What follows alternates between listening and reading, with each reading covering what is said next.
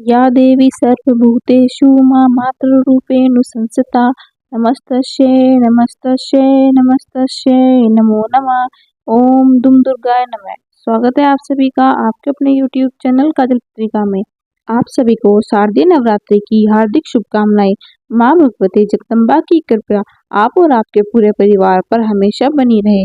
दोस्तों, शारदीय नवरात्रि का आज पहला दिन है, 3 अक्टूबर 2024 गुरुवार का दिन। और आज की वीडियो में हम आपको सुनाने वाले हैं दुर्गा सप्तशती का प्रथम अध्याय। नवरात्रों के पहले दिन माँ भगवती दुर्गा प्रथम स्वरूप माँ शैलपुत्री की पूजा की जाती है और पहले दिन कलश की स्थापना की जाती है। अखंड दीप प्रज्वलित होता है, ज्वारे बोए जाते हैं। माता की चौकी अपने घर के मंदिर में स्थापित करके माता का आवाहन करके विधि विधान से माँ दुर्गा की पूजा का प्रारंभ हो जाता है। नवरात्रि की प्रतिपदा तिथि से और इसके बाद नवमी तिथि तक माँ दुर्गा के 9 स्वरूपों की हम पूजा करते हैं। अब आप सुनेंगे दुर्गा सप्तशती का प्रथम अध्याय। और दुर्गा सप्तशती के प्रथम अध्याय से पहले दुर्गा सप्तश्लोकी का पाठ जरूर सुनना चाहिए। तो सबसे पहले आप सुनेंगे सप्तश्लोकी दुर्गा, उसके बाद आप दुर्गा सप्तशती का अध्याय सुनेंगे। माँ दुर्गा के नाम का उच्चारण कीजिए, ओम नमः चंडिकाय नमः। और अब पूरे भक्ति भाव से इस पाठ का श्रवण करते हैं। शिवजी बोले, हे देवी, तुम भक्तों के लिए सुलभ हो और समस्त कर्मों का विधान करने वाली हो। कलयुग में कामनाओं की सिद्धि हेतु यदि कोई उपाय हो तो उसे अपनी वाणी द्वारा सम्यक रूप से व्यक्त करो। देवी ने कहा, हे देव, आपका मेरे ऊपर बहुत स्नेह है। कलयुग में समस्त कामनाओं को सिद्ध करने वाला जो साधन है वह बतलाती हूँ, सुनिए। उसका नाम है अम्बा स्तुति। ओम इस दुर्गा सप्तश्लोकी स्तोत्र मंत्र के नारायण ऋषि हैं, अनुष्टुप छंद हैं, महाकाली, महालक्ष्मी और महासरस्वती देवता हैं। श्री दुर्गा की प्रसन्नता के लिए सप्तश्लोकी दुर्गा पाठ में इसका विनियोग किया जाता है। वे भगवती महामाया देवी ज्ञानियों के भी चित्त को बलपूर्वक खींचकर मुंहों में डाल देती हैं। माँ दुर्गे आप स्मरण करने पर सब प्राणियों का भय हर लेती हैं और स्वस्थ पुरुषों द्वारा चिंतन करने पर उन्हें परम कल्याणमयी बुद्धि प्रदान करती हैं। दुख, दरिद्रता और भय हरने वाली देवी आपके सिवा दूसरी कौन है, जिसका चित्त सबका उपकार करने के लिए सदा ही दरिद्र रहता हो। नारायणी, तुम सब प्रकार का मंडल प्रदान करने वाली मंडलमयी हो, कल्याणदायिनी शिवा हो, सब पुरुषार्थों को सिद्ध करने वाली शरणागत वत्सला, 3 नेत्रों वाली एवं गौरी हो, तुम्हें नमस्कार है। शरण में आए हुए दीनों एवं पीड़ितों की रक्षा में संलग्न रहने वाली तथा सबकी पीड़ा दूर करने वाली नारायणी देवी, तुम्हें नमस्कार है। सर्वरूपा, सर्वेश्वरी तथा सब प्रकार की शक्तियों से संपन्न दिव्य रूपा दुर्गे देवी, सब भयों से हमारी रक्षा करो, तुम्हें नमस्कार है। देवी, तुम प्रसन्न होने पर सब रोगों को नष्ट कर देती हो और कुपित होने पर मनोवांछित सभी कामनाओं का नाश कर देती हो। जो लोग तुम्हारे शरण में आ चुके हैं उन पर विपत्ति तो आती ही नहीं, तुम्हारी शरण में गए हुए मनुष्य दूसरों को शरण देने वाले हो जाते हैं। सर्वश्रेय, तुम इसी प्रकार तीनों लोगों की समस्त बाधाओं को शांत करो और हमारे शत्रुओं का नाश करती रहो। इस प्रकार से श्री दुर्गा सप्तश्लोकी संपन्न हुई। और अब माँ भगवती दुर्गा का अपने मन में ध्यान करते हुए प्रथम अध्याय का श्रवण करते हैं। मेधा ऋषि का राजा सूरत और समाधि वैश्य को भगवती की महिमा बताते हुए मधु कैटभ के वध का प्रसंग सुनाना। ओम नमः चंडिकाय नमः। मार्कंडेय ऋषि बोले, सूर्य के पुत्र सर्वणी को 8वें मनु कहे जाते हैं। उनकी उत्पत्ति की कथा विस्तार पूर्वक कहता हूँ, उसको सुनिए। भगवती महामाया की कृपा से सूर्य पुत्र महाभाग सर्वणी जिस प्रकार मनवंतरन के स्वामी बने, उस कथा को सुनाता हूँ। प्राचीन काल में स्वारोचित मनवंतरन में चैत्र वंश में उत्पन्न सूरत नामक राजा समस्त भूमंडल पर राज्य करते थे। प्रजा का अपने पुत्रों के समान पालन करने वाले उस राजा के कोला विध्वंस्य क्षत्रिय शत्रु हो गए। प्रबल दंड नीति वाले राजा सूरत का शत्रुओं के साथ युद्ध हुआ। संख्या में कम होने पर भी शत्रुओं ने राजा को युद्ध में जीत लिया। शत्रुओं से पराजित राजा सूरत अपने नगर को लौट गया और राज्य कार्य करने लगा, किंतु शत्रुओं ने वहां भी उस महाभाग पर आक्रमण कर दिया। उसके दुष्ट दुराचारी मंत्रियों ने उसका धन हरण कर लिया और उसे बलहीन कर दिया। अपदस्थ राजा सूरत शिकार के बहाने घोड़े पर चढ़ वन को चला गया। उस वन में राजा ने अहिंसक पशुओं से घिरा हुआ तथा शिष्यों से शोभायमान महर्षि मेधा का आश्रम देखा। वहां जाने पर मुनि ने राजा का यथोचित आदर सत्कार किया। राजा कुछ काल आश्रम में ठहरा और विचरता रहा और ममतावश आश्रम में चिंता करने लगा। पूर्व काल में मेरे पूर्वजों ने जिस नगर का पालन किया था, आज वह नगर मुझसे छीन लिया गया।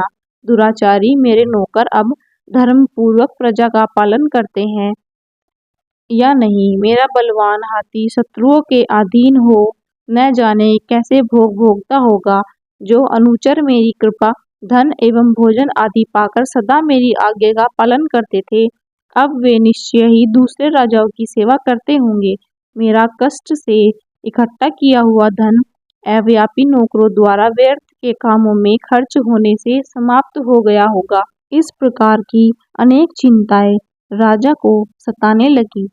उस आश्रम के निकट राजा ने एक वेश्या को देखा और उससे पूछा कि तुम कौन हो और यहाँ आने का क्या कारण है? तुम शोक से दुखी एवं दुर्बल दिखाई पड़ते हो, इसका क्या कारण है? राजा के ऐसे नर्म वचन सुन वेश्या ने विनीत भाव से उन्हें प्रणाम कर कहा, मैं धनी कुल में उत्पन्न समाधि नाम का वेश्य हूँ। धन के लोभी मेरे दुष्ट पुत्र स्त्री और पुत्रवधुओं ने मेरा धन छीन कर मुझे घर से निकाल दिया है। बंधुओं से शस्त्र और दुखी मैं यहाँ वन में चला आया हूँ। परिवार के आचरण व सुख दुख के विषय में मुझे अब तक कोई समाचार नहीं मिला। मेरे पुत्र सदाचार में रत्न या दुराचार में फंसे हैं, यह कुछ नहीं जानता। राजा बोला, जिन लोभी पुत्र स्त्री आदि ने धन के कारण तुम्हें घर से निकाल दिया है, उनके प्रति आपके मन में इतना मोह क्यों है? वैश्य बोला, आपने जैसा कहा वैसा ही मेरे मन में भी आता है, फिर भी मैं क्या करूं? मेरे हृदय में उन धन लोभियों के प्रति निष्ठुरता नहीं आती। जिन पुत्रों ने अपने पिता तथा स्त्री ने अपने सर्वस्व को त्याग दिया है, उनमें मेरा मन क्यों फंसा है? मैं जानता हुआ भी इस रहस्य को नहीं समझ पाता। उन दुराचारियों में मेरा मन फंसा है, उनके लिए मुझे कष्ट है और चिंतन खनन रहता है। क्या करूं? उन हृदयहीनों के लिए मेरा मन कठोर नहीं होता। मार्कंडेय जी बोले, हे विप्र राजा सूरत और समाधि वेश्य दोनों मेधा मुनि के पास गए और यथोचित नमस्कार कर उनके निकट बैठ गए। वैश्य और राजा ने वार्तालाप आरंभ किया। राजा बोला, भगवान, मैं आपसे एक बात पूछना चाहता हूँ, वह मुझे बताने की कृपा करें। मेरा मन वश में न होने से दुखी है। मेरा राज्य मुझसे छिन गया। छूटे हुए नौकर चाकर, हाथी घोड़े और खजाने आदि की मुझे चिंता यह जानते हुए भी कि वह मेरे नहीं है, एक अज्ञानी की तरह हो रही है। और यह समाधि वैश्य भी पुत्र स्त्री आदि अपने परिवार द्वारा निकाला हुआ है, किंतु इसका भी मन उन्हीं में फंसा है। इस प्रकार हम दोनों अत्यंत दुखी हैं। हे मुनि श्रेष्ठ, उनके दोषों को जानते हुए भी हम ममता मोह में क्यों फंसे हैं? विवेकहीन पुरुषों जैसी मूर्खता मुझ में तथा वैश्य में किस कारण से है? ऋषि बोले, जैसे विषय सामने आते हैं वैसा ही सब प्राणियों को ज्ञान होता है। हे महाभाग, विषय सबके लिए अलग अलग है। कोई प्राणी दिन में अंधे हैं, कोई रात्रि में, और कुछ की दृष्टि दिन में रात्रि में एक समान रहती है। यह सच है कि मनुष्यों को ज्ञान है, किंतु केवल उन्हें ही नहीं है, पशु पक्षी सभी ज्ञान रखते हैं। जो पशु पक्षियों का ज्ञान है वही मनुष्य का ज्ञान है, जो मनुष्य का ज्ञान है वही पशु आदि में है, अर्थात साधारण ज्ञान दोनों में बराबर है। यह ज्ञान होने पर भी कि बच्चों का पेट भरने से हमारी शुभता नहीं मिटेगी। इन पक्षियों को देखो जो अपने बच्चों की चोंच में मोहवश स्वयं क्षुधा में पीड़ित होते हुए भी अनाज के दाने डालते हैं। हे पुरुष श्रेष्ठ, मनुष्य भी उपकार की आशा से पुत्रों का मोह करते हैं। क्या तुम यह नहीं देखते? संसार पालक विष्णु की महामाया के प्रभाव से मनुष्य ज्ञानवान होने पर भी मोह में फंसे रहते हैं। इसमें कोई आश्चर्य की बात नहीं है, क्योंकि जगपति भगवान विष्णु की योग निद्रा महामाया में संपूर्ण जगत मोहित है। इस चराचर जगत को उत्पन्न करने वाली भगवती ज्ञानी पुरुषों के मन को भी मोह में फंसा देती है। वही सर्वश्रेष्ठ ज्ञान स्वरूप मुक्ति देने वाली भगवती है, जो प्रसन्न होकर वरदान देती है। वही भगवती संसार बंधन का कारण और संपूर्ण ईश की स्वामिनी है। यह सुनकर राजा सूरत ने पूछा, भगवान, आप जिसे महामाया कहते हैं, वह भगवती कौन है? वह कैसे उत्पन्न हुई और उसके क्या कर्म है? हे मुनिश्रेष्ठ, मैं उसका स्वरूप, उत्पत्ति और स्वभाव आपसे सुनना चाहता हूँ। ऋषि ने कहा, वह भगवती नित्या जगत मूर्ति है। यह संपूर्ण जगत उसी का बनाया हुआ है। तब भी भक्तों के हित के लिए अनेक प्रकार से उसकी उत्पत्ति सुनी जाती है। वह मैं कहता हूँ, सुनो। जब देवताओं का कार्य सिद्ध करने के लिए वह उत्पन्न होती है, तब नित्या होने पर भी वह उत्पन्नता कहलाती है। कल्प के अंत में जब जगत जलमय हो गया और विष्णु भगवान शेषशय्या पर सो गए, तब उनके कान के मैल से मधु और कैटभ नामक दो भयानक असुर उत्पन्न हो ब्रह्मा को मारने दौड़े। विष्णु भगवान की नाभि में फूले हुए कमल पर बैठे हुए ब्रह्मा उन दोनों उग्र असुरों को देखकर और जनार्दन विष्णु को सोया हुआ जानकर उनको जगाने के लिए उनके नेत्रों में जो योग निद्रा व्याप्त थी, एकाग्र चित्त से उसकी स्तुति करने लगे। ब्रह्मा ने योग निद्रा, विश्वेश्वरी, जगदात्री, संसार की स्थिति और नाश करने वाली विष्णु भगवान के तेज की अनुपम शक्ति निद्रा रूपी भगवती की इस प्रकार स्तुति की। ब्रह्मा जी बोले, हे भगवती, आप स्वाहा, स्वधा, वष्टकार, स्वर, सर्वरूपिणी है और अमृत रूप है। नित्य अक्षरों में हर्षु, शीघ्र और प्लुत स्वरूप स्थित हो। आप नित्य अधर मात्रा से स्थित है, जिससे विशेषकर उच्चारण नहीं हो सकता। आप ही संध्या सावित्री हैं, आप सर्वोपरि माता हैं। आप ही सारे संसार विश्व को धारण और उत्पन्न करती हैं। आप ही पालन और नाश करने वाली हैं। रचना के समय सृष्टि रूपी तथा पालन के समय स्थिति रूपी है। और हे जगदम्बे, अंत में इस संसार का आप ही संहार करती हैं। आप महाविद्या, महामाया, महामेधा, महास्मृति, महामोहा, महादेवी, महासुरी हैं और सारे संसार की सत्व रज तुम रूपी त्रिगुमयी प्रकृति आप ही हैं। भयावनी, कालरात्रि, महारात्रि और मोहरात्रि आप ही हैं। आप श्री ईश्वरी ही और ज्ञान लक्षण बुद्धि हैं। लज्जा, पुष्टि, तुष्टि, शांति और क्षमा आप ही हैं। खंडक, शूल, घोर, गदा और वज्र धारण करने वाली हो। शंख, धनुष, बाण, भुशुंडी और परिघ धारण करने वाली हो। सौम्य और सौम्यतरा हो, अर्थात सब वस्तुओं से बढ़कर सुंदरी हो। आप देवों में सर्वोपरि हो। हे अखिलात्म के संसार की सत्य असत्य वस्तुओं की शक्ति आप ही हो। और क्या स्तुति करें, आपने संसार के निर्माता, पोषक और संहारक भगवान विष्णु को भी निद्रा के वश में कर दिया है। इसलिए आपकी स्तुति करने में कौन समर्थ है?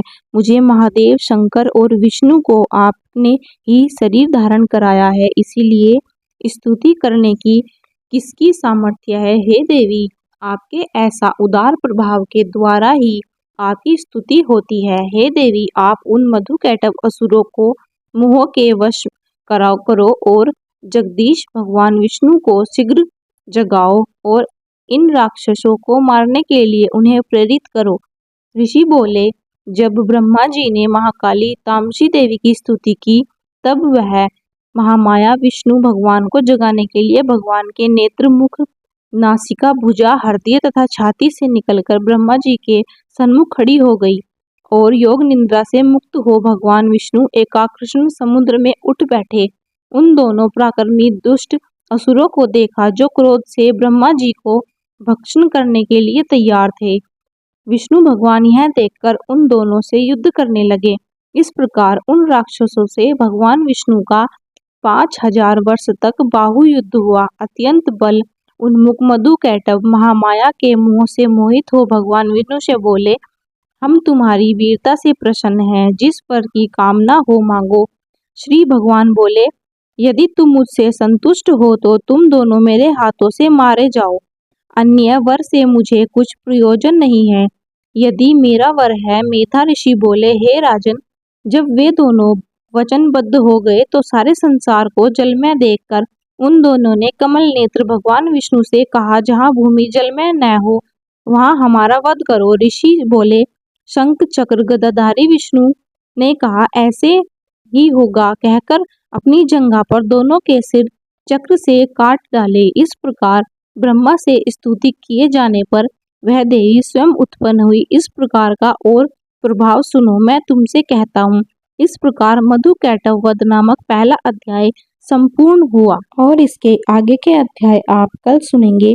नवरात्रि के दूसरे दिन दुर्गा सप्तशती के दूसरे और तीसरे अध्याय को पढ़ा और सुना जाता है, तो आपको हमारे चैनल काजल पत्रिका पर दूसरे और तीसरे अध्याय सुनने को मिलेंगे। उम्मीद करती हूँ आपको यह वीडियो पसंद आई होगी। अगर अभी तक आपने मेरे चैनल को सब्सक्राइब नहीं किया है तो चैनल को सब्सक्राइब करके बेल आइकन को प्रेस जरूर कर लीजिएगा। मिलते हैं अगली वीडियो में, तब तक के लिए जय माता रानी।